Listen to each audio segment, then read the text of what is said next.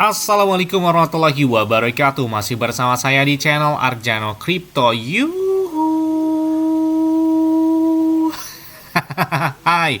Why up kabar kalian hari ini? Semoga kalian hari ini luar biasa karena market lagi bearish. Wow. Seperti Bitcoin dan beberapa altcoin hari ini lagi koreksi ya. Tapi nggak masalah ya. Masih Bitcoinnya tertahan di atas 100 ribuan. Tadi koreksi sampai di atas 102 ribu ya. 102 ribu, 103. Bahkan kali ini 104 ribu lagi. Nah, jadi setelah hari ini ya, atau informasi hari ini terjadi penyerangan yang tidak mengenakan gitu loh ya di secara global antara Iran dan Israel, yang berdampak juga buat market Bitcoin. Aduh, ini banyak banget yang pagi-pagi bangun tidur gitu yang lihat market, aduh kok malah koreksi gini ya. Tapi nggak masalah, karena kita lihat ya, kencangnya masih berasa banget.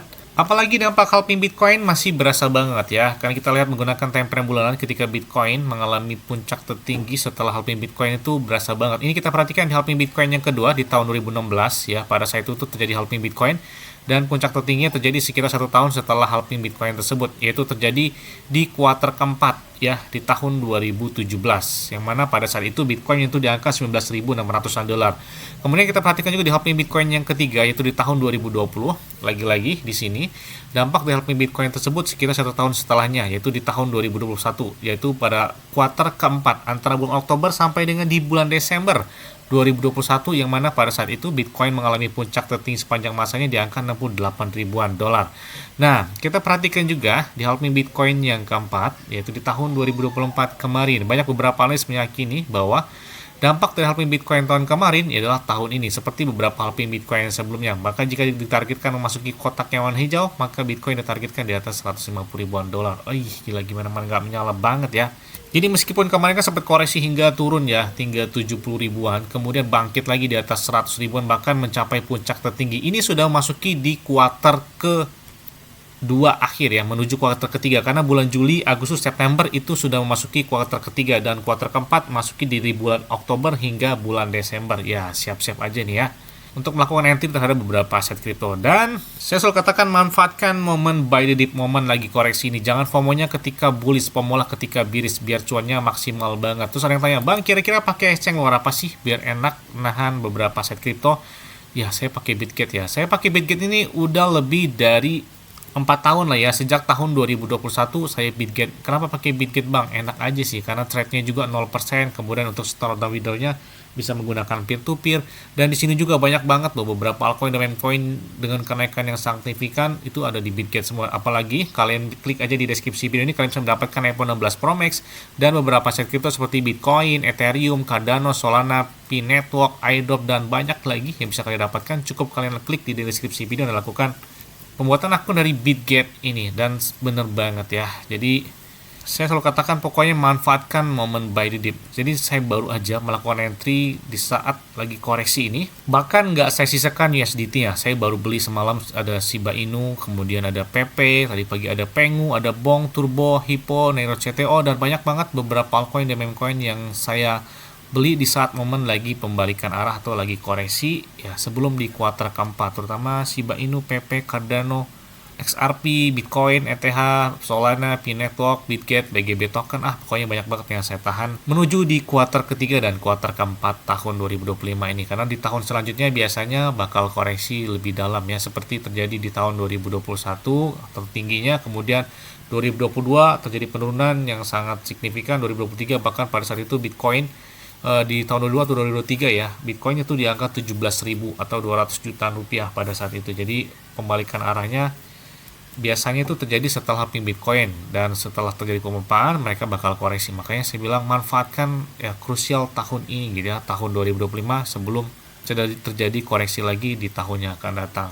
Apalagi BlackRock aja well dari Bitcoin, dan mereka baru saja beli ya ETH atau Ethereum senilai 101 juta dolar. Ini baru beberapa menit yang lalu. Artinya mereka memanfaatkan momen buy the dip tersebut ya. Saya bilang mereka banyak melakukan entry di saat momen pembalikan arah ini ya, sebelum Bitcoin kencang banget. Jangan FOMO-nya udah Bitcoin nanti di atas 120.000, 130.000, aduh di saat itulah orang-orang udah ada yang jual dan sebagainya.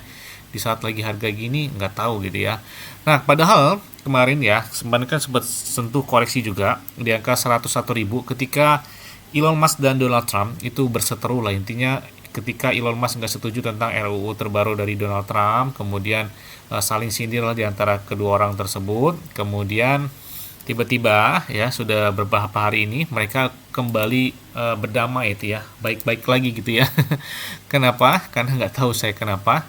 Tapi dalam wawancara atau dari pernyataan terbaru dari si Donald Trump, dia mengatakan I love Tesla katanya ya, di pembaruan terbarunya, yang membuat market kemarin ya beberapa hari lalu tembus di atas 110 ribuan lagi Bitcoin ya.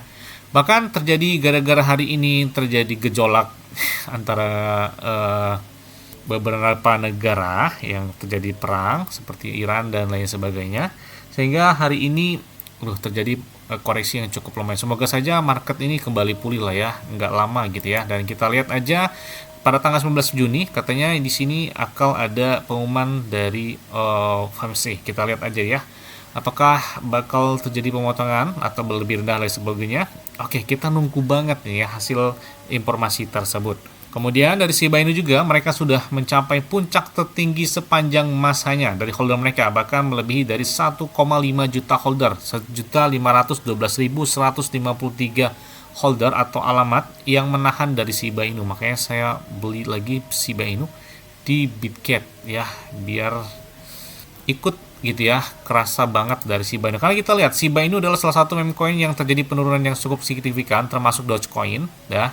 Selain juga ada PP dan Shiba Inu. Kenapa saya tertarik? Karena di halving Bitcoin kemarin ya di tahun 2021-nya Shiba Inu tuh kencang banget ya, kencang banget itu setelah halving Bitcoin 1 tahun setelahnya.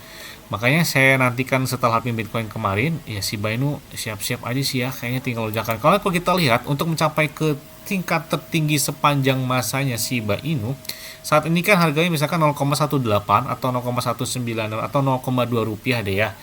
Nah, kalau kita lihat market cap-nya adalah saat ini 6,9 miliar atau 7 miliar dolar nah, kurang lebih. Kalau misalkan 2 kali lipat aja, hari ini misalkan 0,2 rupiah misalkan ya. Ya, kalau misalkan market cap-nya ditembus hingga 12 miliar dolar atau 14 miliar dolar aja, itu udah kelihatan 0,4 atau 0,5 rupiah. Artinya udah 100% pemompaan dari Shiba Inu ya, kurang lebih ya.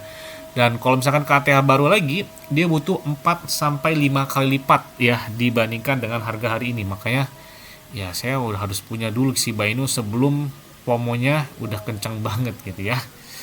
Apalagi pembaruan mereka banyak banget ya, termasuk ya blockchain Shiba Inu mereka udah banyak digunakan di beberapa checks besar ya.